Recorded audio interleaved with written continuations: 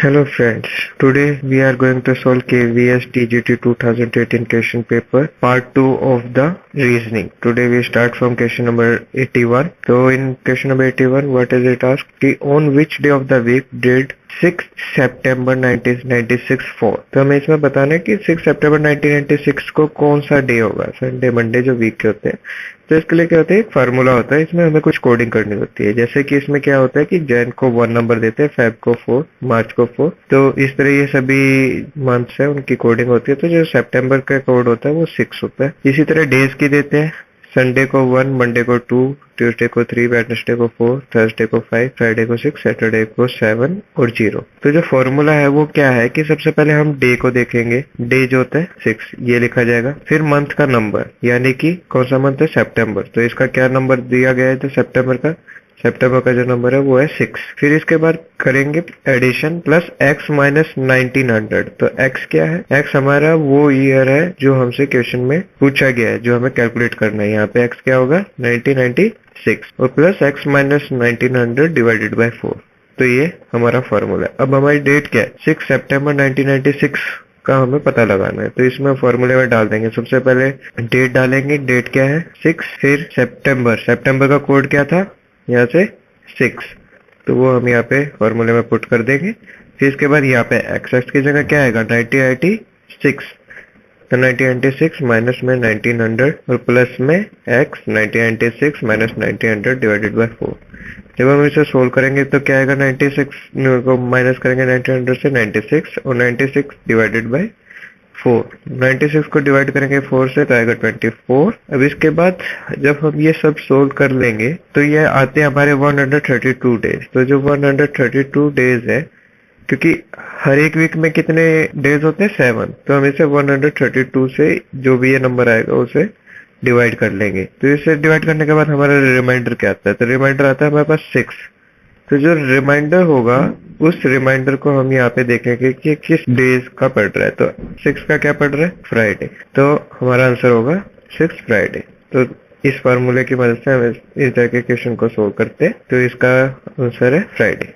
तो हम चलते हैं नेक्स्ट क्वेश्चन पर। नेक्स्ट क्वेश्चन है question number 82। There are 2 sets of figure, one is problem figure while the other is answer figure. Find out which one of the answer figure would occupy the next position in the problem figure if they continue in the same order.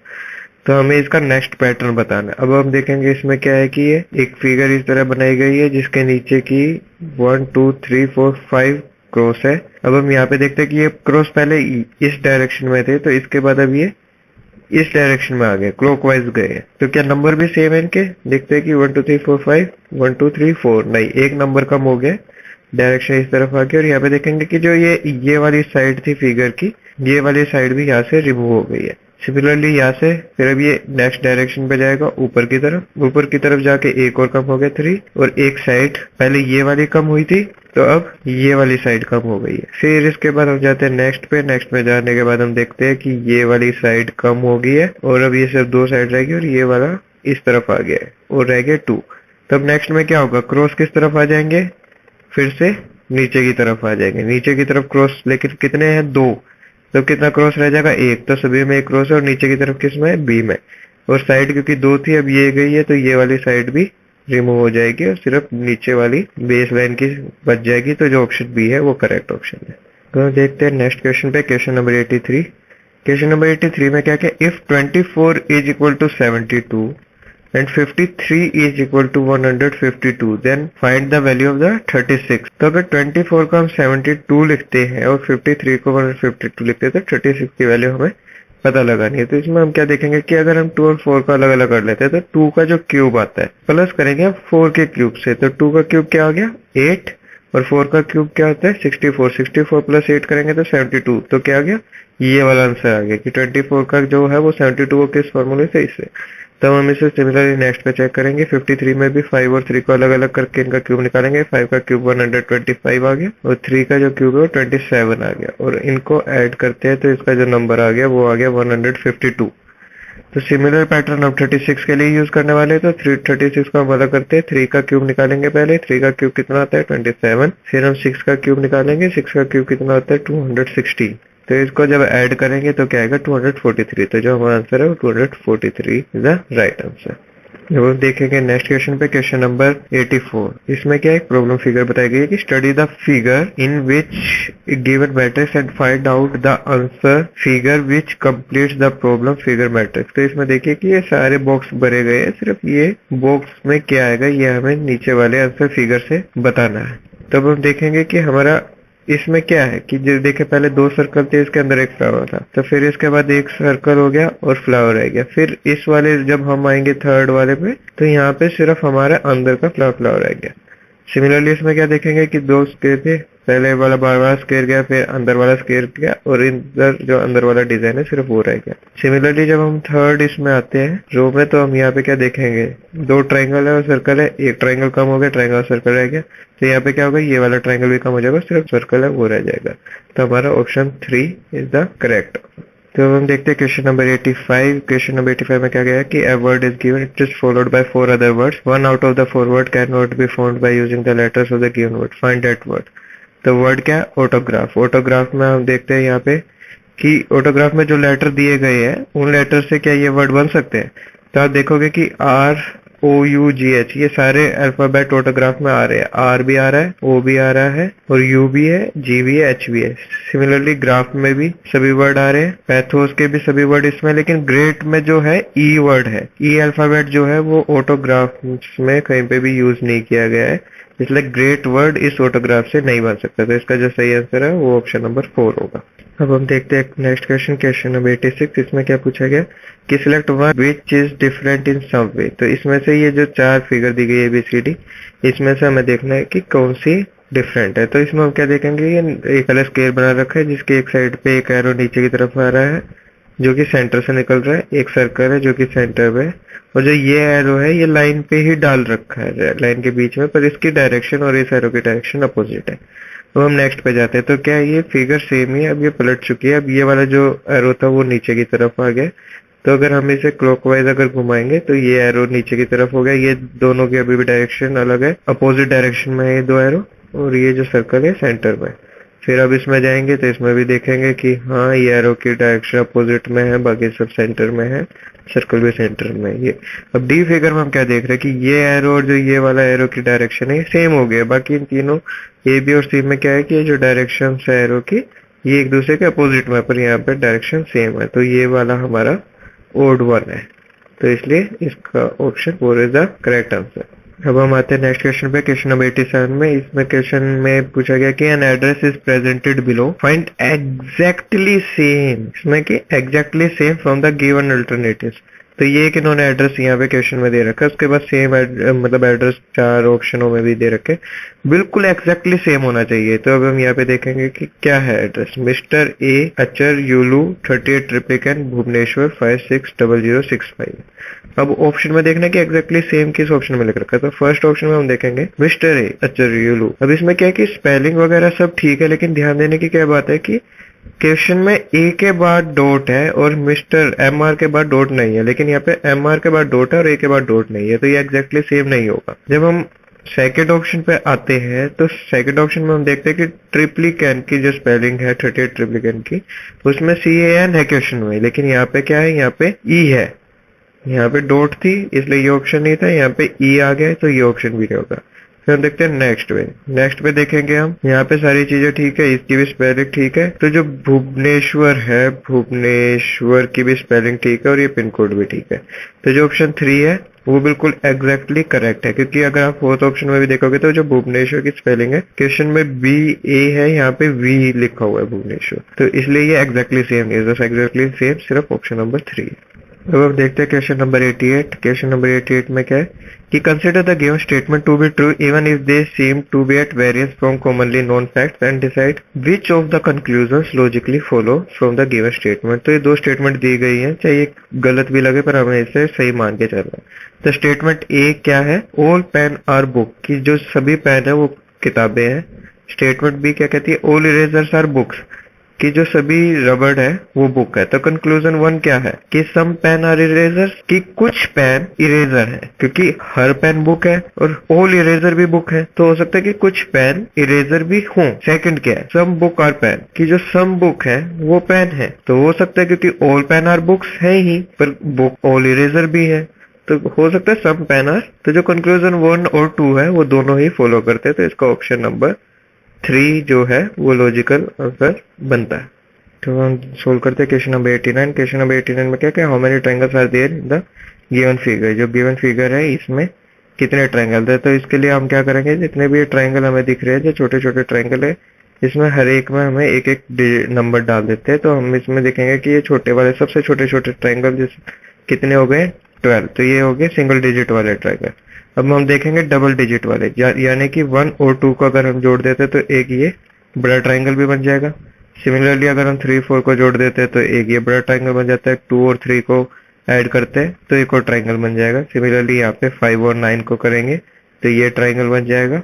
और इसके अलावा 10 11 और फिर 8 12 और 7 6 ये वाले triangle हमारे मिल जाएंगे। तो दो, अब हम सिमिलरली जैसे हमने दो दो ट्रायंगलों को जोड़ा था, अब हम 3 3 को जोड़ेंगे। तो 3 3 में जोड़ने में हमें क्या मिलेगा, 1 2 3, एक ये बड़ा ट्रायंगल मिल जाएगा और एक ये 2 3 4 को ऐड करने से एक ये बड़ा ट्रायंगल मिल जाएगा। इसके अलावा क्या है कि 1 2 और यहाँ से 5 को भी अगर हम जोड़ेंगे तो एक ये ट्रायंगल हमें एक और मिल जाएगा और यहाँ पे हो जाएगा 3 4 9, तो ये एक और बड़ा ट्रायंगल मिल जाएगा। तो सिमिलरली ये ट्रायंगल कितने हो गए, 1 2 3 4, तो ट्रिपल से 4 बन गए, डबल करने से हमें 7 मिल गए यहाँ पे। अब हम 3 जो ट्रायंगल जोड़े, अब हम 4 ट्रायंगलों को जोड़ेंगे तो 1 2 3 4 आ जाएगा एक ये 1 2 3 4 जोड़ने से क्या होगा, 4 छोटे ट्रायंगल जोड़ने से एक बहुत बड़ा ट्रायंगल मिल जाएगा। फिर इसी तरह सिमिलरली हम क्या करेंगे, यहाँ पे 6 7 8 12 को जोड़ेंगे और एक ये ट्रायंगल हमें बड़े वाला ट्रायंगल यहाँ पे मिल जाएगा 6 7 8 12। फिर हम यहाँ पे देखेंगे 5 9 10 11, 5 9 10 11, तो ये 4 छोटे ट्रायंगल जोड़ने से एक बड़ा ट्रायंगल ये बन रहा है। इसके अलावा 9 5 6 7 और 10 11 12 8 भी जोड़ने से बन रहे हैं। तो 4 ट्रायंगल जोड़ने से कितने ट्रायंगल हमें मिल रहे हैं, हमें 5 ट्रायंगल्स और मिल रहे हैं। तो अब हम देखेंगे जो सिंगल है, पहले वो लिख दिया हमने, 12 ट्रायंगल हमें ये मिले। 2 सिंगल ट्रायंगल जोड़ के हमें कितने बड़े ट्रायंगल मिले, 7, और 3 सिंगल ट्रायंगल जोड़कर हमें मिले 4 बड़े ट्रायंगल, और 4 ट्रायंगल जोड़कर छोटे हमें मिले 5 बड़े ट्रायंगल। तो ये सारे ट्रायंगल्स को अब अगर हम सम करेंगे तो हमारा आंसर आएगा 28। तो टोटल नंबर कितने ट्रायंगल हम इस फिगर में बना सकते हैं, 28 ट्रायंगल से ये फिगर बनी हुई है।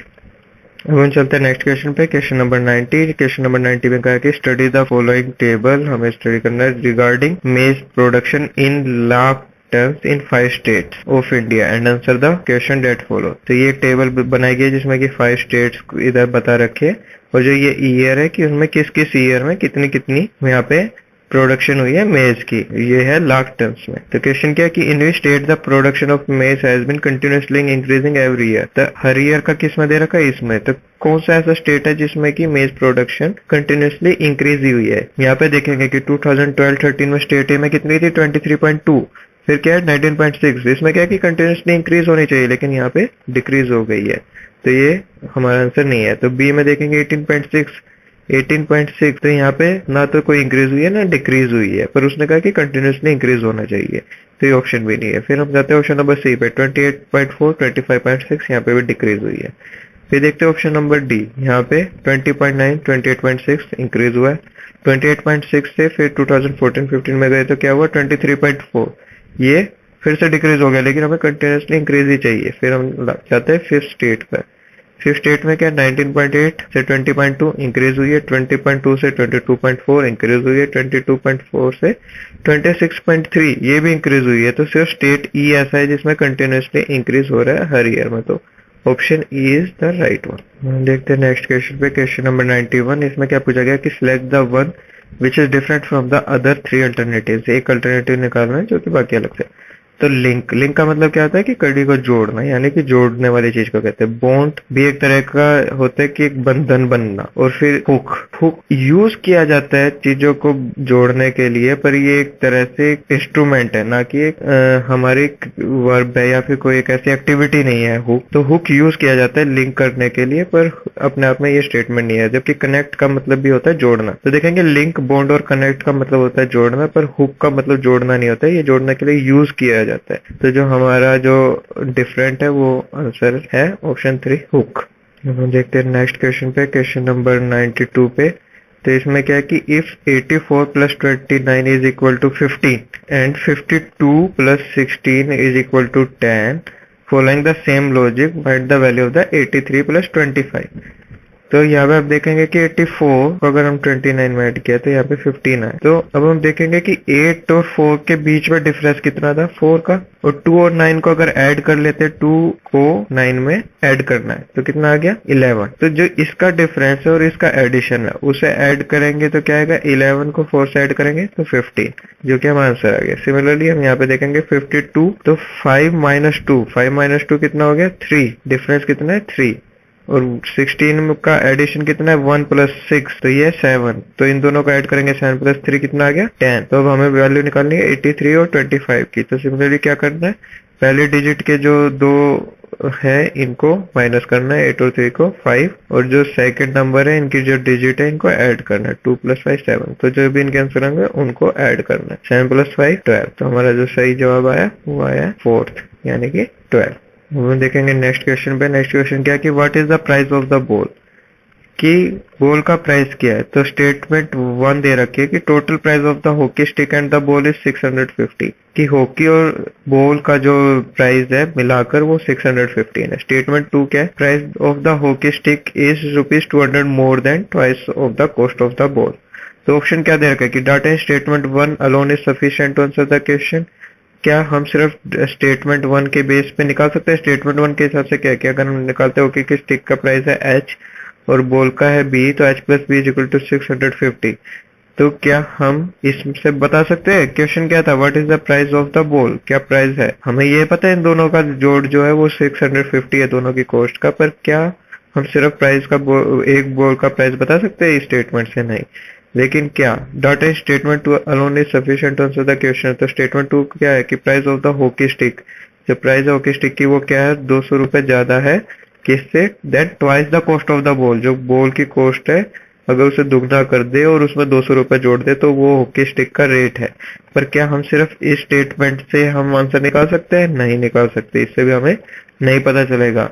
तो data in both the statement is necessary to answer the question. बिल्कुल, अगर हम इन दोनों स्टेटमेंट को यूज कर लेते हैं तो हम इसमें डाल देते हैं, क्योंकि यहाँ पे h की वैल्यू हम डाल सकते हैं, क्योंकि यहाँ पे हमें पता है दोनों का रेट टोटल है 650, तो h की वैल्यू क्या आ जाएगी 650 माइनस b, और अगर हम इक्वेशन को सोल्व करेंगे तो हमारे पास बॉल का रेट आ जाएगा 150। तो ये दोनों ही स्टेटमेंट जरूरी है।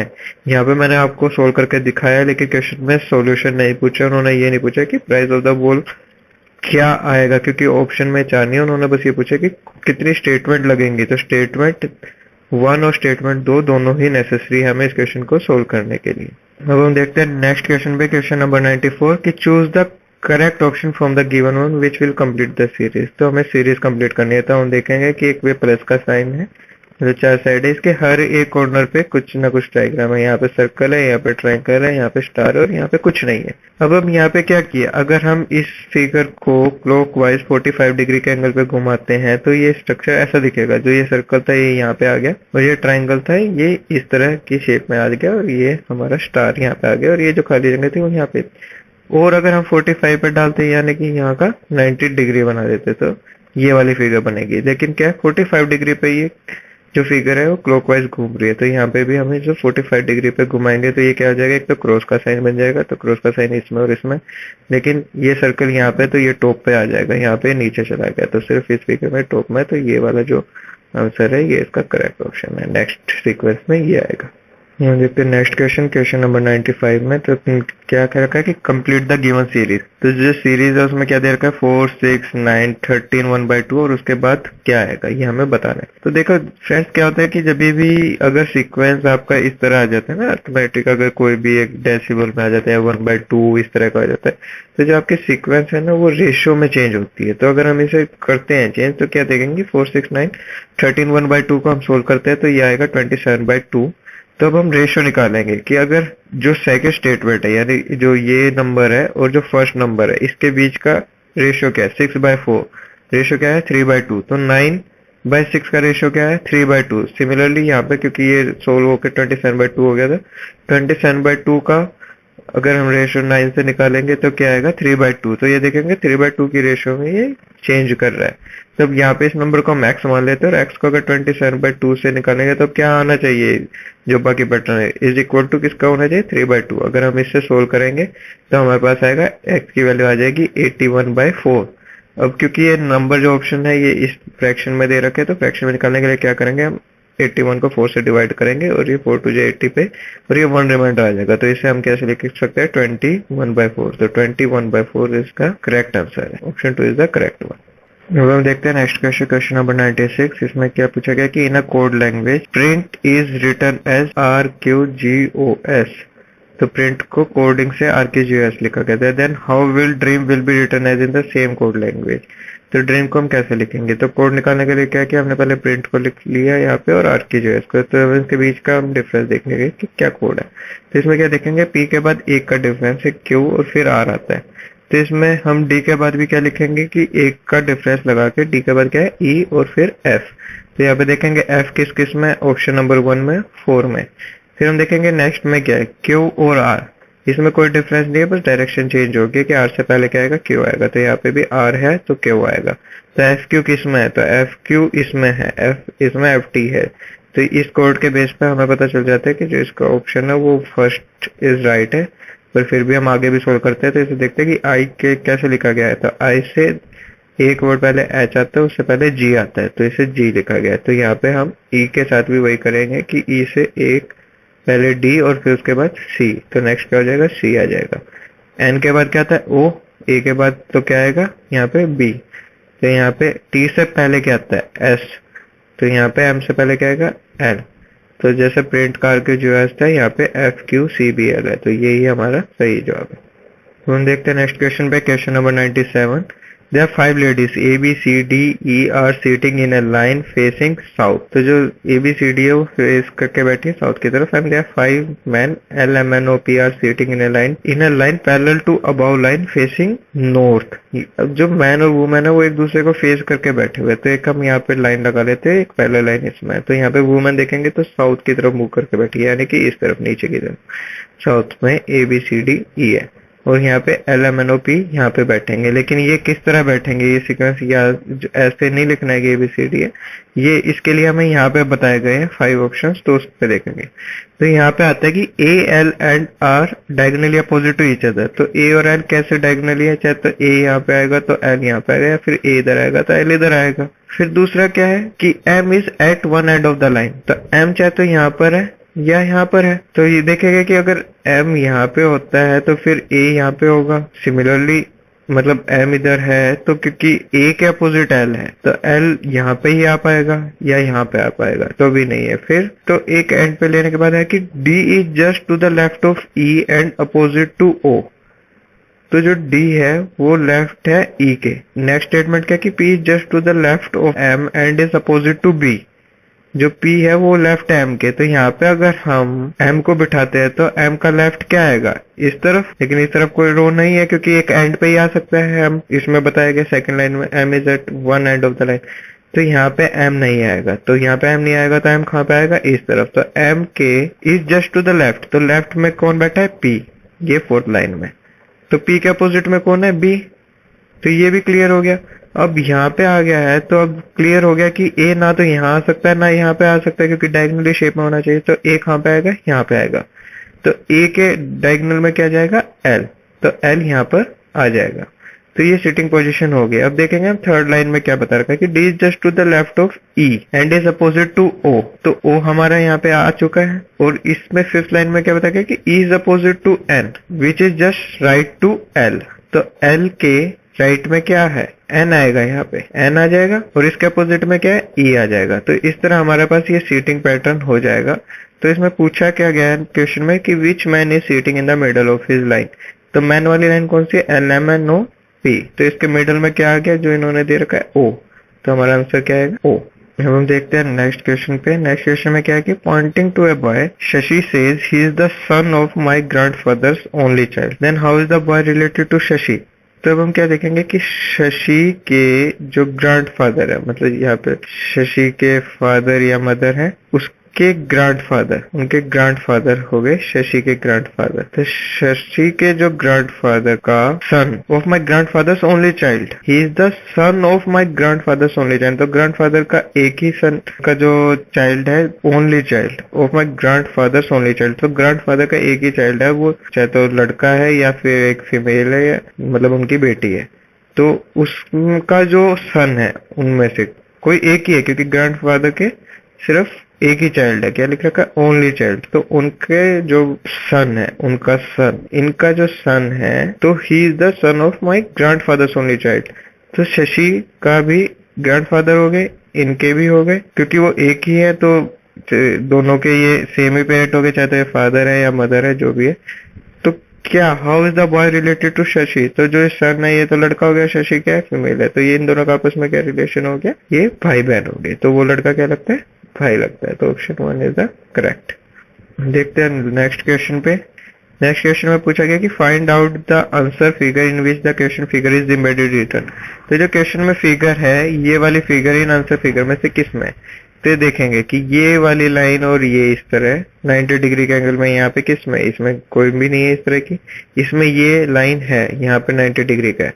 फिर इसके बाद ये क्या है कि यहाँ पे इस तरह लाइन उठती है जो डायगोनली जाके मिलती है, ये यहाँ पे मिलती है। तो ये जो बी फिगर है, इसमें ये फिगर एम्बेडेड है, क्योंकि आप बाकी भी फिगरों में देखेंगे सी में जैसे 90 डिग्री की है, तो ये जो लाइन यहाँ पे डायगोनली मिल रही है, ये यहाँ पे सिर्फ छोटी सी लाइन है, तो ये पूरी फिगर नहीं है। सिमिलरली यहाँ पे तो 90 डिग्री का एंगल ही नहीं बन रहा है, पर ये वाली लाइन है। तो सिर्फ बी फिगर में ही ये लाइन जो फिगर है वो एम्बेडेड है। जो ये वाला पोर्शन है आप देखेंगे ऐसे, ये हमारे जो क्वेश्चन फिगर है ये उससे आया है। अब हम सोल्व करते हैं क्वेश्चन नंबर 100। क्वेश्चन नंबर 100 में क्या पूछा गया कि एक cube is coloured blue on all the faces, it is then cut into 64 smaller cubes, this cubes are now separated, the number of smaller cubes with no surface coloured is. तो हमें बताना है कि अगर एक बड़ी क्यूब को 64 हिस्सों में बांट लेते हैं, तो उसके बाद हम इसके ऐसी कौन सी छोटी छोटी क्यूब होंगी जिसके जो सरफेस है वो कलर्ड नहीं होंगी। तो अब हम देखते हैं, तो इसको 64 में बांटने के लिए क्या करना पड़ेगा कि 4 हॉरिजॉन्टली और 4 वर्टिकली हम इसमें चेंज कर देंगे और इसके छोटे छोटे हिस्से बनाएंगे। तो एक साइड पे अब अगर आप देखें, अगर ये इसका मान लिया आप टॉप व्यू है, ऊपर से इस क्यूब को देख रहे हैं, तो ये कितने बन गए, 1 2 3 4 और फिर ये 4, तो कितने हो गए 16। और कितने फेस है इसके, 4 फेस अगर मानते हैं, तो टोटल कितने हो गए 64 साइड, 64 क्यूब हिस्से बन जाएंगे। तो अगर हम ऊपर से देखते हैं, तो अगर हम इन सब में अगर हम पेंट कर देंगे, तो जो ये ऊपर वाली लेयर है, तो इन सब में पेंट हुआ होगा। जो अब ये ऊपर वाला व्यू है, अभी हम इसे फ्रंट व्यू मान के चलते हैं। ये ऊपर वाले व्यू की बजाय हम इसे पहले हम इसे ऊपर से ऐसे नीचे की तरफ देख रहे थे इस क्यूब को, अब हम इसे ऐसे ना देखकर अब हम इसे सामने की तरफ से देखते हैं कि सामने जैसे कि ये दिख रहा है ये इस तरह। तो जो ऊपर वाला हिस्सा हो गया ये टॉप व्यू हो गया, ये जो ये वाला व्यू है ये टॉप व्यू है, और ये सामने से हम देखने लग रहे हैं, ये फ्रंट व्यू है। अब तो ये देखेंगे कि जब हम इसे बांटेंगे, क्योंकि ये क्यूब है तो बिल्कुल इक्वल 64 डिवीजन इसके हो चुके हैं। तो यहाँ पे जो इसके 4 हिस्से थे इस साइड के, अगर आप देखेंगे तो जो अगर ये जो छोटी छोटी क्यूब बनेंगी ये इस तरफ से पेंटेड होगी, और ये वाली भी जो होगी ये भी नीचे की तरफ से पेंटेड होगी, ये साइड में से पेंटेड होगी, और ये इस तरफ से पेंटेड होगी। तो ये जो बीच के जो 4 हिस्से हैं, ये वाला ही पॉइंट ऐसा होगा जो कि सरफेस जो है इनका पेंटेड नहीं होगा। तो इसमें कितने होंगे, 4 इस तरफ होंगे, तो 4 इसके अपोजिट साइड भी क्यूब निकलेंगे। तो 4 + 4 कितने हो जाएंगे, 8 क्यूब। तो इसका आंसर क्या आएगा, 8। तो थैंक यू फ्रेंड्स, इसी के साथ हमने रीजनिंग वाला पार्ट टीजीटी का कंप्लीट कर लिया है। तो आप कमेंट करके बताइए अगर आपको किसी भी तरह की प्रॉब्लम हो तो। Thank you very much.